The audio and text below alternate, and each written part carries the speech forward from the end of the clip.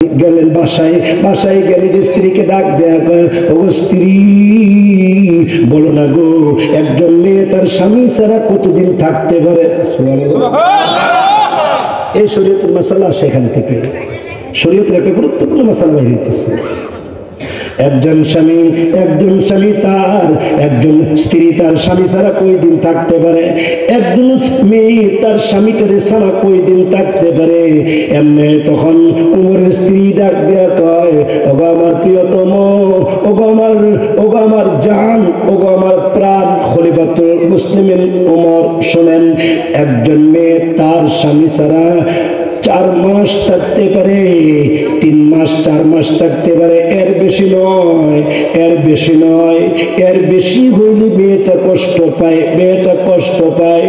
ওমর তখন তার শাসন আমলে যেখানে যেখানে জিহাদ চলতেছিল ওই জিহাদের ময়দানে ফৌজ পাঠাইয়া দিলেন, চিঠি পাঠাইয়া দিলেন, এ মুজাহিদেরা, আল্লাহু আকবার, হে আল্লাহর রাস্তার মুজাহিদেরা, তোমাদের যাদের 4 মাস হয়ে গেছে, তোমরা আমার কথা মতো তোমরা বাসায় আসো, বাসায় এসে সময় দেয়া আবার আল্লাহর রাস্তায় যাও, আবার সময় দিবা, 4 মাস পরে আবার আইবা, আবার আল্লাহর রাস্তায় যাইবা। শরীয়তের মাসআলা বাহির হয়ে গেল।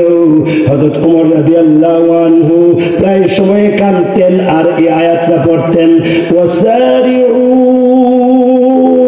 ইলা মাগফিরাতিন মির রাব্বিকুম ওয়া জান্নাতিন আরদুহাস সামাওয়াতু ওয়াল আরদ, দৌড়াও আল্লাহর মাগফিরাতের দিকে, দৌড়াও, আসো আল্লাহর মাগফিরাতের দিকে আসো, প্রতিযোগিতা করো, হে দুষ্ট, প্রতিযোগিতা করো কে তাড়াতাড়ি ইসলামের দিকে আসতে পারো, প্রতিযোগিতা করো কে তাড়াতাড়ি মাগফিরাতের দিকে আসতে পারো। আল্লাহর মাগফিরাতের দিকে যদি কেউ একটা কদম বাড়ায়, ওয়াজ মাহফিলের দিকে, আলেম উলামার দিকে, তওবার নিয়তে, আল্লাহর কোরআন শিক্ষার উদ্দেশ্যে কেউ যদি একটা কদম ফেলাই, সহিহ বুখারীতে আছে, আর একটা কদম উঠাইবার আগে আগে আল্লাহ তার পিছলা জিন্দেগির সব গুনাহ মাফ করে দেয়।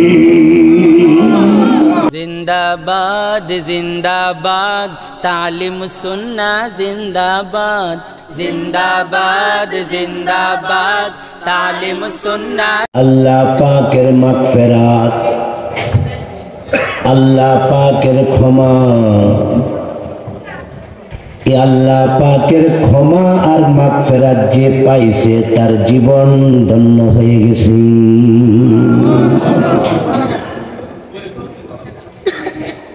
আমি আলেম, কিন্তু আল্লাহর কাছ থেকে ক্ষমা নিতে পারলাম না, আল্লাহর কাছ থেকে মাফ নিতে পারলাম না, আমি সাকসেস হতে পারি নাই।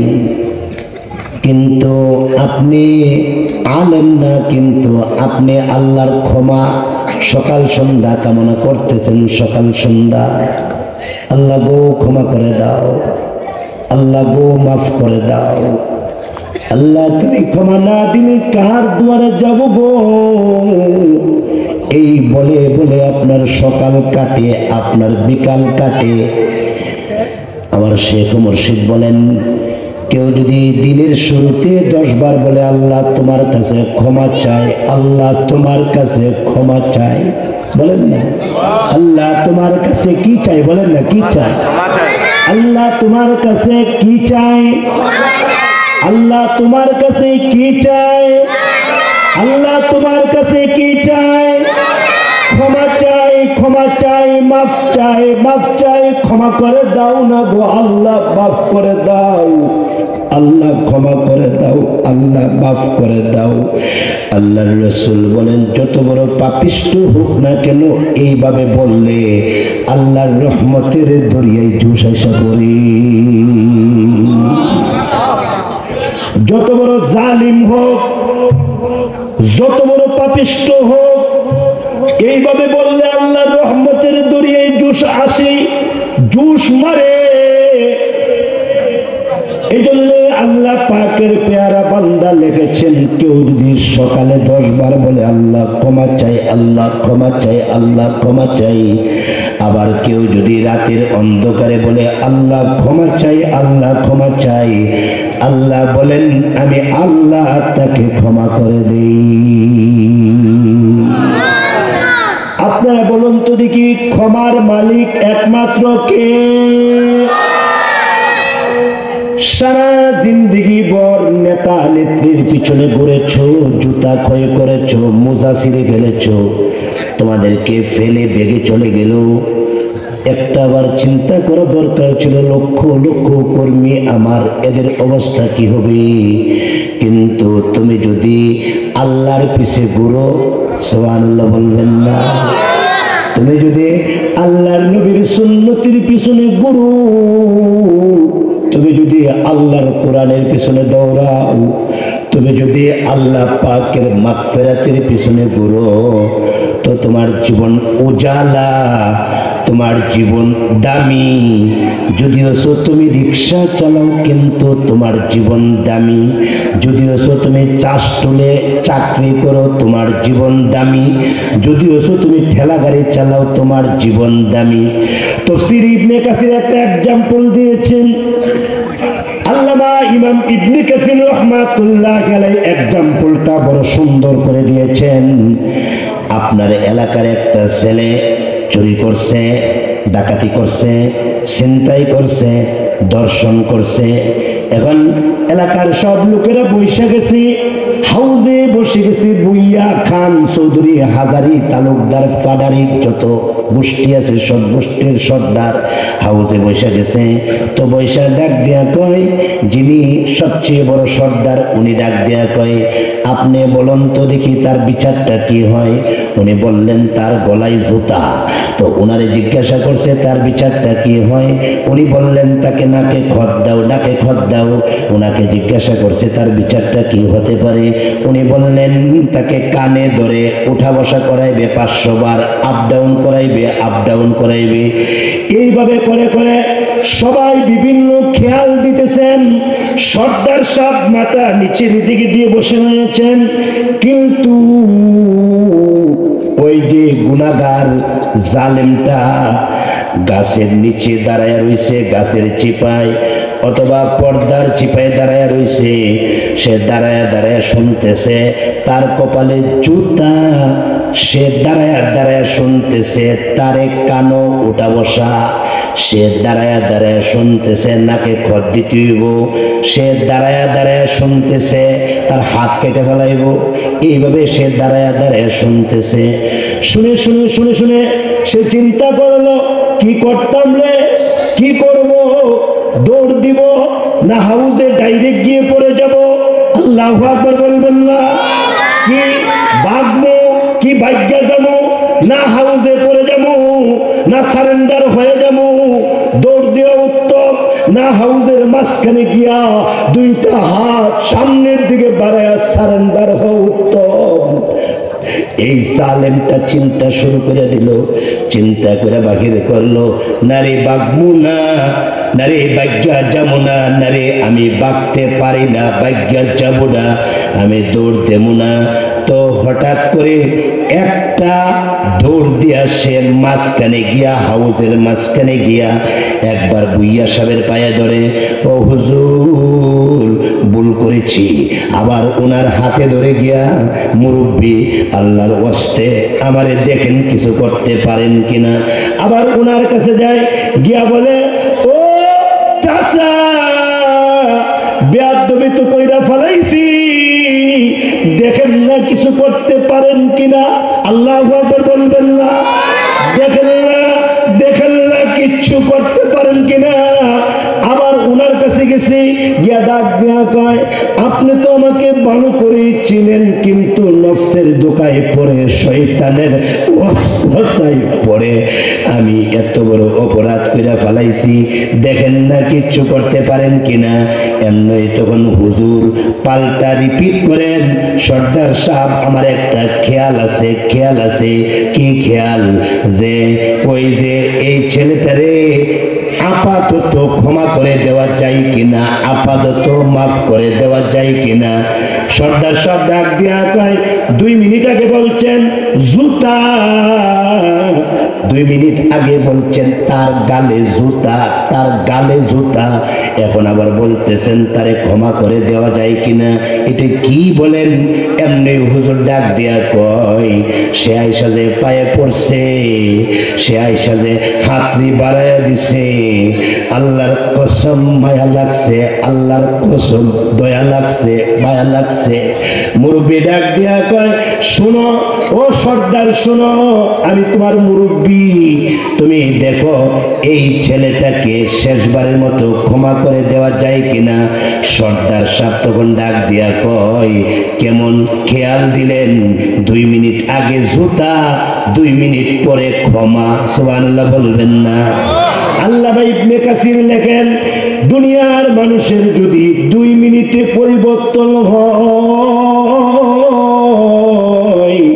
দুনিয়ার মানুষের যদি 1 মিনিটে এদের মন চেঞ্জ হয়ে যায়, 1 মিনিট আগে জুতা দিব, 1 মিনিট পরে মাফ করে দে, দুনিয়ার মানুষের যদি এত মহব্বত হয়, এরা আখাউড়ার শিক্ষিত সমাজ, আমার কথার জবাব দেন না, আমাদের থেকে আল্লাহর মহব্বত কম না বেশি? আমাদের থেকে আল্লাহর মায়া কম না বেশি? বেশি। এই জন্য খলিফাতুল মুসলিমিন ওমরের একটা হাদিস আছে, হযরত ওমর প্রায় সময় রাতের অন্ধকারে দোয়া করতেন, প্রভু, হে প্রভু, প্রভু গো, আল্লাহ গো, আমার ধারণা হয় একজন মানুষকে যদি তুমি জাহান্নামে দাও, সারা দুনিয়ার মানুষকে যদি জান্নাতে দাও, আর একজন মানুষকে যদি জাহান্নামে দাও, মনে হয় আমি ওমর হইব, আমি ওমর মনে হয় জাহান্নামী হইব, আমি ওমর মনে হয় জাহান্নামী হইব। আল্লাহু আকবার বলবেন না? আল্লাহু আকবার। একজন মানুষকে যদি জাহান্নামে দাও, মনে হয় আমি ওমর। আবার ডাক দেয়া কয়, আল্লাহ গো, সারা পৃথিবীর মানুষকে যদি তুমি জান্নাতে দিয়ে জাহান্নামে দিয়ে দাও, আর একজন লোককে যদি জান্নাতে দাও, মনে হয় আমি ওমর জান্নাতে যাইব। একজন লোককে জান্নাতে দিলে আমি ওমর মনে হয় হব, একজন লোককে জাহান্নামে দিলে মনে হয় আমি ওমর হইব। ওমরের ভিতরে এত আশা, আবার ওমরের ভিতরে এত ভয়। হাদিসে কুদসির মধ্যে আছে, আশা এবং ভয়ের মাঝখানে ঈমান, আশা এবং ভয়ের মাঝখানে ঈমান। সুবহানাল্লাহ বলবেন না? আশা করবেন বড় আশা, ভয় করবেন বড় ভয়। আশা করবেন বড় আশা, সারেন্ডার হইবেন বড় সারেন্ডার। আল্লাহ মাফ না দিলে যাবো কোথায়? কার দুয়ারে যাবো গো আল্লাহ? আল্লাহ কার দুয়ারে যাবো? কে ক্ষমা করবে, কে মাফ করবে? হযরত ওমরের শাসনামলে তাফসীরে রূহুল মাআনির মধ্যে উল্লেখ আছে, হযরত ওমরের শাসনামলে রাত্র 3টার সময় প্রায় ঘর থেকে বাহির হইতেন, রাত্র 3:30টার সময় প্রায় ঘর থেকে বাহির হইতেন, নিজের দেশের মানুষের অবস্থা পরিদর্শন করতেন। কেউ মদ খায় কিনা, কেউ জুয়া খেলে কিনা। আল্লাহু আকবার বলবেন না? আল্লাহু আকবার।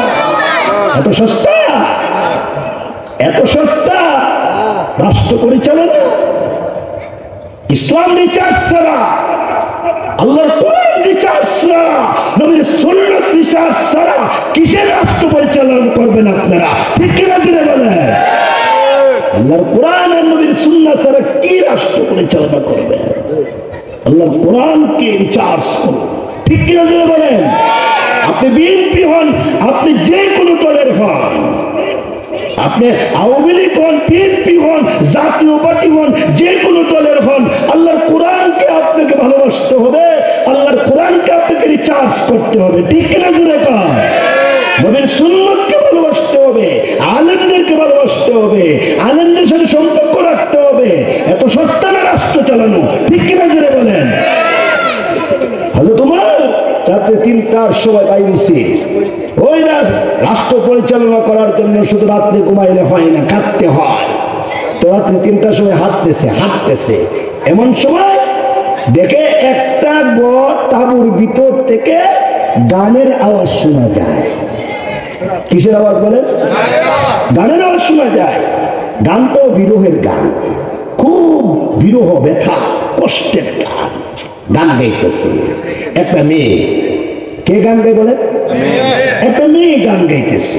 আল্লামা আলুসি লিখছেন একটা মেয়ে গান গাইতেছে, আর গানের মধ্যে সে বলতেছে, আমার স্বামী আমার কোথায়, আপনারা সারা কেমনে থাকি, স্বামী আমার কোথায়, আমার পাশের জায়গাটা খালি, স্বামী আমার কোথায়, আমার পাশের বালিশটা খালি।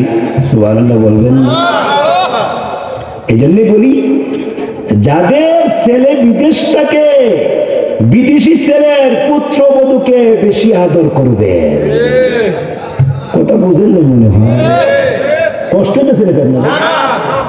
বিদেশি ছেলের পুত্রবধূকে বেশি আদর করবেন, তার স্বামীটা বিদেশ।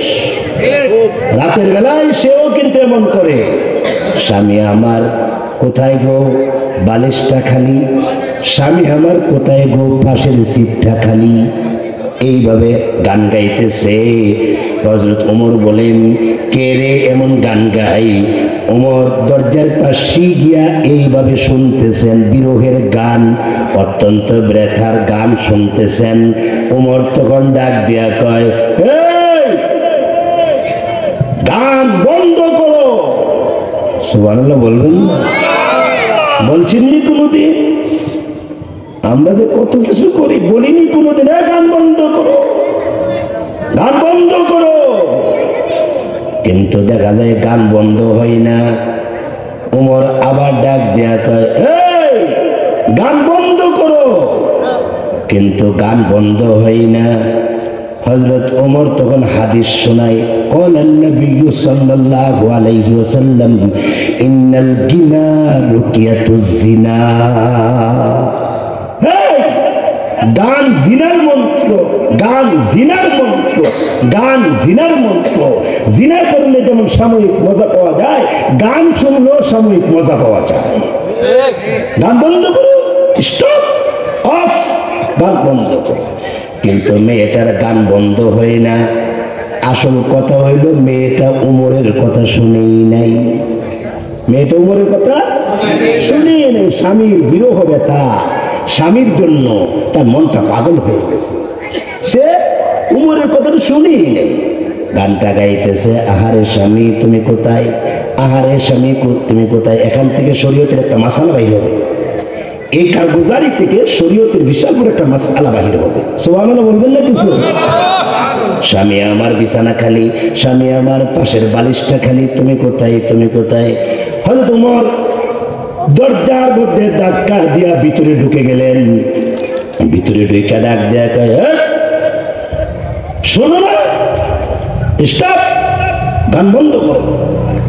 মেয়েটা পাগলের মতো লাফ মেরে ওইটা ডাক দেয়া কয়, মান আনতা ওয়া মা ইসমুকা, আপনি কে, আপনার নাম কি, আপনি কে, আপনার নাম কি। সুবহানাল্লাহ বলবেন না? হযরত ওমর ছদ্মবেশে, পরিচয় দেয় না। ওমর ডাক দেয়া কয়, তুমি গান গাও কেন? এই মেয়ে, গান গাওয়া না শরীয়তি নিষেধ, গান শোনা শরীয়তি নিষেধ, গান গাওয়া শরীয়তি নিষেধ, গান শোনা শরীয়তি নিষেধ। গান জিনার মন্ত্র, জিনার মন্ত্র, তুমি কি জানো না? আর গান গাইতে পারবা না, তুমি অপরাধী, অন্যায় করছো।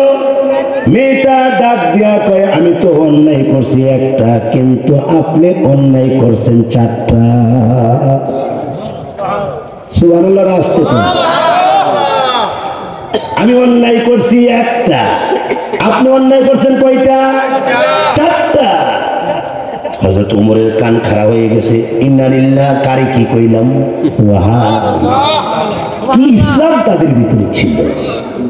হযরত ওমর বলেন, কারে কি কইলাম? এই যে পাল্টা রিপিট করে, আপনি আমি অন্যায় করেছি একটা, আপনি করেছেন চারটা। হযরত ওমরের কান খারাপ হয়ে গেল। ওমর এইভাবে দাঁড়াইলেন, হে মা, বলতো দেখি আমার অন্যায়গুলা কি কি, আমার অন্যায়গুলা। মেয়েটা ডাক দিয়া কয়, এক নাম্বার অন্যায় হলো আপনি সালাম দিয়া ঘরে প্রবেশ করেন নাই। দুই নাম্বার অন্যায় হলো আপনি অনুমতি নেন নাই। আপনি কি জানেন না আল্লাহ তাআলা কোরআন শরীফে এই কথাটা বলছেন? হযরত ওমর ডাক দিয়া কয়, সুবহানাল্লাহ, সেদি কোরআনের কথা কয়। সুবহানাল্লাহ বলুন। সেদি কোরআনের কথা কয়। হযরত ওমর ডাক দিয়া কয়, আল্লাহ কোন আয়াত আয়াতে বলছে সালাম দিয়া, সালাম না ছাড়া ঢুকতে, আর অনুমতি না ছাড়া ঢুকতে কোন আয়াতে বলছে? মেয়েটা তখন উচ্চারণ করে ইয়া আইয়ুহাল্লাযীনা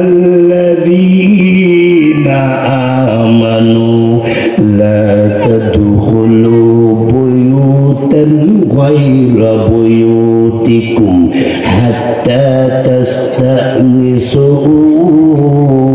ওয়া তুসাল্লিমু আলা আহলিহা। হে মুমিন, হে মুমিন, মুমিন রে, সালাম ছাড়া ঘরে ঢুকিস না। হে মুমিন, অনুমতি ছাড়া ঘরে ঢুকিস না। অনুমতি দিবি, সালাম দিবি, সুবহানাল্লাহ বলবেন না? এটা তো আল্লাহর বিধান, অথচ আমরা জানি না। কয়জন মানুষ সালাম দিয়ে ঘরে ঢুকে, কয়জন মুসলমান সালাম দিয়ে ঘরে ঢুকে? এটা তো আল্লাহর বিধান, এটা তো নবীর সুন্নত না, এটা আল্লাহর বিধান। ঘরে ঢুকার সময় সালাম দিয়া ঢুকবে, অনুমতি নিয়ে ঢুকবে। ওমর তখন গালের মধ্যে হাত দিছে, ইন্না লিল্লাহ আস্তাগফিরুল্লাহ, আমি তো দুইটা অন্যায় করছি। 3 নাম্বার কি? 3 নাম্বার হইল আপনি আমার ঘরের দরজা ভাঙলেন কেন? দরজা ভাঙ্গা ঢুকলেন কেন? এত বড় স্পর্ধা আপনার, এত বড় অথরিটি আপনাকে কে দিছে? এত বড় পাওয়ার কে দিছে? সুবহানাল্লাহ বলবেন? অর্ধ পৃথিবীর বাচ্চাকে কথা বলতেছে, আল্লাহু আকবার বলবেন না? অর্ধ পৃথিবীর বাচ্চাকে কথা বলতেছে। আপনি এত বড় স্পর্ধা, এত বড় পাওয়ার কেমনে পাইলেন? দরজা ধাক্কা দিয়ে আপনি ঘরের ভিতরে প্রবেশ করলেন কেন? এটা আপনার 3 নাম্বার অন্যায়। 4 নাম্বার অন্যায়টা কি? 4 নাম্বার অন্যায় হলো আমি একটা বেগানা নারী, আমি একটা বেগানা নারী, গভীর অন্ধকারের ভিতরে আপনি আমার গরিব বেগানা নারীর সাথে কথা বলেন কেন? সুবহানাল্লাহ বলবেন? কি তাদের এলেম ছিল, কি এলেম? গভীর রাতে আপনি আমার সাথে কথা বলেন কেন? আপনি পর্দার খেলাফ করছেন। হযরত ওমর রাদিয়াল্লাহু আনহু ডাক দিয়া কয় আল্লাহু আকবার। তাইলে এত বড় অন্যায়কারীর বিচার কি হতে পারে? তুমি বলো, এত বড় অন্যায়কারীর বিচার কি হতে পারে? তুমি গুনাহ করছো একটা, আমি করছি 4টা। তুমি অন্যায় করেছো একটা, আর আমি করছি 4টা। তোমার বয়স কম, আমার বয়স বেশি, না জানে আরো কত গুনাহ করছি। আল্লাহু আকবার। না জানে আরো কত অন্যায় করছি। বলো না গো, আমার বিচারটা কি হতে পারে? আবার বিচার নালিশ কি হতে পারে? মেয়েটা তখন ডাক দিয়া কয় আপনার বিচার আমি করব না, আগামীকাল সকাল 10টার সময় উমরের দরবারে গিয়ে আপনার বিচার করব। আগামীকাল সকাল 10টার সময় আপনার বিচার হবে, কঠিন বিচার হবে। আল্লাহু আকবার, আল্লাহু আকবার। সকাল 10টার সময় আপনার কঠিন বিচার হবে। আপনি কি মনে করছেন আমি উমরের কাছে আপনার ব্যাপারে নালিশ করব? হযরত উমর চোখের পানি আর ধরে রাখতে পারেন না। ওমরের গাল বেয়ে চোখের পানিগুলো পড়া শুরু হয়ে গেছে। ওমর কান্না শুরু করে দিলেন। সুবহানাল্লাহ বলবেন? প্যারা হাজরিন, তো আল্লাহর মাগফিরাত চাইতে হবে। তো হযরত ওমর রাদিয়াল্লাহু আনহু তখন ডাক দেয়া তো তুমি করছো একটা গুনাহ, আমি করছি 4টা গুনাহ, তাইলে তুমি যে আমার বিচারটা দিবা উমরের কাছে, উমরে তুমি চিনো? হ্যাঁ উমরে চিনি। দেখছো? কোন দেখছি না। সুবহানাল্লাহ কইবেন না কিছু? আসলে কি দেখছে না? সামনে না? কথা বুঝে না? সামনে না? সামনে চিনে না। তুমি কি উমরকে দেখেছো? কোনা দেখি না। চিনো? হ্যাঁ চিনি। তুমি উমরের কাছে বিচার দিবা? হ্যাঁ উমরের কাছে বিচার দেব। তোমার ব্যাপারে তুমি 4টা অন্যায় করেছো, আমি করছি একটা, তুমি করছো 4টা। এমনি ডাক দেয়া কয়, এমনি তখন হযরত উমর ডাক দেয়া কয় আগামীকাল উমরের কাছে বিচার দিবা। আমি তো জানি উমর বড় নিকৃষ্ট মানুষ। নিজের নিকৃষ্ট মনে করা ভালো? নিজেকে গুনাহগার মনে করো? আমি তোমাদের সামনে আমার বুকে হাত রেখে বলে গেলাম মুস্তাকিম বিল্লাহ হামিদের মতো নিকৃষ্ট মানুষ পৃথিবীতে নাই। নিজেকে নিকৃষ্ট মনে করো, নিজেকে গুনাহগার মনে করো, এত বড় নেতাগিরি কইরো না, এত হেমপারি দেখায়ও না। উমর ডাক দিয়ে আমার জানামতি, উমর তো একটা নিকৃষ্ট মানুষ। মেয়েটা কাঁদতে কাঁদতে বেকরার হয়ে গেল, এতক্ষণ পর্যন্ত মেয়েটা কিন্তু কাঁদে নাই। এখন মেয়েটা কাঁদতে কাঁদতে বেকরার, মেয়েটা কান্না শুরু করে দিল। ইন্না লিল্লাহি ওয়া ইন্না ইলাইহি রাজিউন। আপনি তো আরেকটা অন্যায় করলেন, এতক্ষণ ছিল 4টা, এখন আরেকটা করছেন 5টা। এতক্ষণ ছিল 4টা, এখন তো হলো 5টা। তো 5টা করছেন মেয়ে আপনি, এই মেয়ে আপনি শেষ রাতে কি শুরু করে দিলেন? আল্লাহু আকবার। এতক্ষণ ছিল আপনার অন্যায় 4টা, এখন তো আপনি আরেকটা করে করলেন 5টা। আল্লাহর কসম করে বলি, আপনার কঠিন বিচার হবে, কঠিন বিচার হবে, কঠিন বিচার হবে। এমনি তখন উমর ডাক দিয়ে কয়, উমরের ব্যাপারে তোমার কি ধারণা? এমনি মেয়েটা ডাক দিয়ে কয়, উমর এমন মানুষ গো, জীবনে কোনোদিন উমর অন্যায় বরদাস্ত করতে পারে না। উমর তো এমন মানুষ গো, যার ব্যাপারে আল্লাহর রাসূল বলছেন, লাউ কানা নাবিয়্যান বাদি লাকানা উমর। আমার পরে যদি আল্লাহ কাউরে নবী বানাইতো, হযরত উমরকে আল্লাহ নবী বানাইতো। এই মেয়ে এত বড় বেয়াদবি কেমনে করলেন? উমর তো জান্নাতের সার্টিফিকেট প্রাপ্ত সাহাবী, উমর তো ইসলামের খলিফা, উমর তো অর্ধ পৃথিবীর বাদশা। এই মেয়ে এত বড় বেয়াদবি কেমনে করলেন? উমর যে রাস্তা দিয়ে হেঁটে যায়, ওই রাস্তা দিয়ে শয়তানও প্রবেশ করে না, ওই রাস্তা দিয়ে শয়তানও প্রবেশ করে না। এই মেয়ে এত বড় বেয়াদবি কেমনে করলেন? আপনি জানেননি উমরকে? উমরকে আপনি চিনেননি? উমর তো এমন উমর, উমর তো এমন উমর যার শানে আল্লাহ কুরআন শরীফের 19টা আয়াত নাযিল করেছেন। যার কথা মতো আল্লাহ কুরআন শরীফের 19টা আয়াত নাযিল করছে। এই নিয়ে আপনি এত বড় বেয়াদবি কেমনে করলেন? আমি সব সহ্য করতে পারছি, উমরের ব্যাপারটা বরদাস্ত করতে পারি না। আমি উমরকে বড় মহব্বত করি, আমি উমরকে বড় শ্রদ্ধা করি, উমরের শাসনকে আমি এত ভালোবাসি। উমরের শাসনের ভিতরে কেউ অন্যায় করতে পারে না, উমরের শাসনের ভিতরে কেউ অপরাধ করতে পারে না। এমনি খলিফাতুল মুসলিমিন উমর চোখের পানিগুলো ছেড়ে ছেড়ে কান্দে আর কয়, আল্লাহ গো, তোমার বান্দির কথাগুলো কবুল করে নাও। আল্লাহ তোমার বান্দির কথাগুলো কবুল করে নাও। আল্লাহ তোমার বান্দির কথাগুলো মঞ্জুর করে নাও। এই কথা বলে বলে উমর কাঁদতেছেন। আর মেয়েটাকে বললেন, আগামীকাল সকাল 10টার সময় উমরের কাছে যাইব, গেলেও এখানে আমাকে পাইবা, আমিও থাকবো। সুবহানাল্লাহ বলবেন না? আমি উমর একথা বলেন না, আমি অর্ধ পৃথিবীর বাচ্চা একথা বলেন নাই, আমি আমির সাহেব একথা বলেন নাই, আমি জজ সাহেব এটা বলেন নাই, আমি ফিস সাহেব এটা বলেন নাই, আমি সাহেব এটা বলেন নাই। বলছেন আগামীকাল সকাল 10টার সময় উমরের দফতরে গেলে আমারে পাইবা। এ কথা বলে চলে গেলেন। গেলেন বাসায়। বাসায় গেলে যে স্ত্রীকে ডাক দেয়া, ও স্ত্রী বলো না গো, একজন মেয়ে তার স্বামী ছাড়া কতদিন থাকতে পারে? এই শরীয়তের মাসালা সেখান থেকে, শরীয়তের একটা গুরুত্বপূর্ণ মাসালা বাইরে হইতেছে। একজন স্বামী তার, একজন স্ত্রী তার স্বামী ছাড়া কয়দিন থাকতে পারে? একজন মেয়ে তার স্বামীটারে ছাড়া কয়দিন থাকতে পারে? এমনি তখন উমরের স্ত্রী ডাক দেয়া কয়, ওগো আমার প্রিয়তম, ওগো আমার জান, ওগো আমার প্রাণ খলিফাতুল মুসলিমিন উমর, শোনেন, একজন মেয়ে তার স্বামী ছাড়া 4 মাস থাকতে পারে, 3 মাস 4 মাস থাকতে পারে, এর বেশি নয়, এর বেশি নয়। এর বেশি হইলে মেয়েটা কষ্ট পায়, মেয়েটা কষ্ট পায়। ওমর তখন তার শাসন আমলে যেখানে যেখানে জিহাদ চলতেছিল, ওই জিহাদের ময়দানে ফৌজ পাঠাইয়া দিলেন, চিঠি পাঠাইয়া দিলেন, এ মুজাহিদেরা, আল্লাহু আকবার বলবেন না? হে আল্লাহর রাস্তার মুজাহিদেরা, তোমাদের যাদের 4 মাস হয়ে গেছে, তোমরা আমার কথা মতো তোমরা বাসায় আসো, বাসায় এসে সময় দিয়া আবার আল্লাহর রাস্তায় যাও, আবার সময় দিবা, 4 মাস পরে আবার আইবা, আবার আল্লাহর রাস্তায় যাইবা। শরীয়তের মাসআলা বাহির হয়ে গেল। হযরত ওমর রাদিয়াল্লাহু আনহু প্রায় সময় কাঁদতেন আর এই আয়াতটা পড়তেন, ওয়াসারিউ ইলা মাগফিরাতিন মির রাব্বিকুম ওয়া জান্নাতিন ওয়াস-সামাওয়াতু ওয়াল আরদ। দৌড়াও আল্লাহর মাগফিরাতের দিকে, দৌড়াও, আসো আল্লাহর মাগফিরাতের দিকে আসো। প্রতিযোগিতা করো হে দুষ্ট, প্রতিযোগিতা করো কে তাড়াতাড়ি ইসলামের দিকে আসতে পারো, প্রতিযোগিতা করো কে তাড়াতাড়ি মাগফিরাতের দিকে আসতে পারো।